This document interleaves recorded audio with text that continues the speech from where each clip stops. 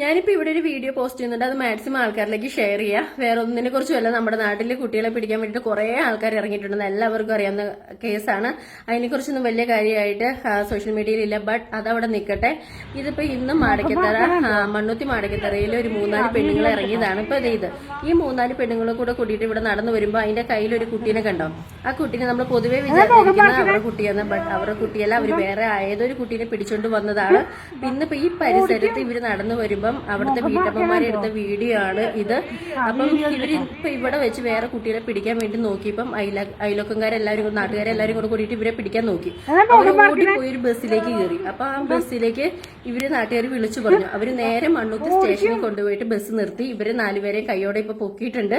അപ്പൊ പൊക്കിയപ്പോ ഇവര് പറയുന്നത് ഇവര് മാത്രമല്ല, ഇവരുടെ കൂടെ കുറെ ആൾക്കാർ ഇവിടെ ഇറങ്ങിയിട്ടുണ്ടെന്ന്. തൃശ്ശൂർ ജില്ലയിലെ പരിസരത്ത് അല്ലാണ്ട് വേറെ കുറെ സ്ഥലങ്ങളിലും എല്ലാം ഇങ്ങനെ കുറെ ആൾക്കാർ ഇറങ്ങിയിട്ടുണ്ടെന്നാണ് ഇവര് പറയുന്നത്. അപ്പോൾ ഇപ്പം പോലീസ് എല്ലാവരും കൂടെ കൂടിയിട്ട് പിള്ളേർക്ക് ജാഗ്രത കൊടുത്തിട്ടുണ്ട്. ബട്ട് നമ്മുടെ നാട്ടിലേക്ക് ഇവർ വരുമ്പോൾ നമ്മൾ നോക്കുക, നമ്മൾ നാട്ടുകാർ നോക്കുക. ഇവർ വരുമ്പോൾ നമ്മൾ പോലീസിലേക്ക് ഇൻഫോം ചെയ്യുക. ഇവരെ പിടിച്ച് നമ്മൾ തന്നെ നാട്ടുകാർ തന്നെ കൈകാര്യം ചെയ്യുക. ഓക്കെ, അപ്പം ഇതിനെക്കുറിച്ച് കൂടുതൽ ചർച്ച സോഷ്യൽ മീഡിയയിൽ വരണം. ഓരോരുത്തരും അറിയണം, ഓരോരുത്തരും അറിഞ്ഞിട്ട് വേണം, എന്നാലേ ആൾക്കാർ ശ്രദ്ധിക്കത്തുള്ളൂ. അറിഞ്ഞിട്ടില്ലാത്ത ആൾക്കാർ, കേട്ടിട്ടില്ലാത്ത ആൾക്കാരൊക്കെ ഇനിയും കാണണം. അപ്പൊ സോഷ്യൽ മീഡിയയിൽ ഇതൊക്കെ കുറെ വീഡിയോ ആയിട്ട് വരണം.